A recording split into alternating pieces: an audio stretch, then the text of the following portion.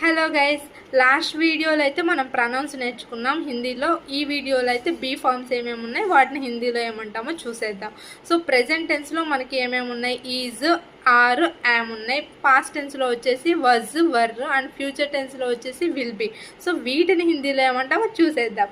So yam వచ్చేసినప్పుడు who use చేస్తాం, is, are వచ్చేసినప్పుడు hey use చేస్తాం.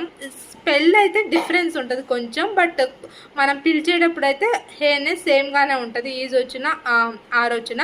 So మనం ఎగ్జాంపుల్ అయితే చూసేద్దాం. సో ఐ యామ్ శుభ, మే శుభప్రద హూ.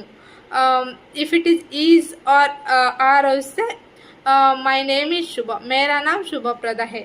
సో ఇలా అయితే ఉంటుంది. సేమ్ వే ఆర్ వచ్చినా కూడా అంతే. పాస్ట్ టెన్స్లోకి వస్తే వాజ్ వస్తే థా, థీ.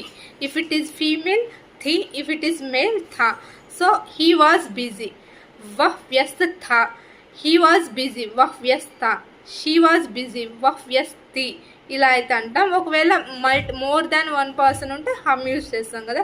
హమ్ యూజ్ చేసినప్పుడు హమ్ వ్యస్త థే, థే యూజ్ చేస్తాం. Doesn't matter female or male. So ఇదైతే పాస్ట్ టెన్స్లో. మళ్ళీ ఫ్యూచర్ టెన్స్లో విల్ బీ. విల్ బీకి వచ్చేసి హోన్గా, హోన్గి. ఇఫ్ ఇట్ ఈస్ మేల్ హోన్గా, if it is female హోంగి.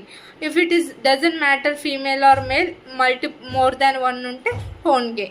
So example వచ్చేసి వహ్ వ్యస్ హోంగా, he will be busy. वह व्यस्त होंगी, she will be busy. हाँ, we will be busy, हम व्यस्त होंगे. ఇలా అయితే మనం బీ ఫార్మ్స్ యూజ్ చేస్తాం. ఇంకొన్ని మోర్ ఎగ్జాంపుల్ ఇన్ డీటెయిల్డ్గా నెక్స్ట్ వీడియోలో అయితే చూద్దాం. Bye bye, see you in the next video.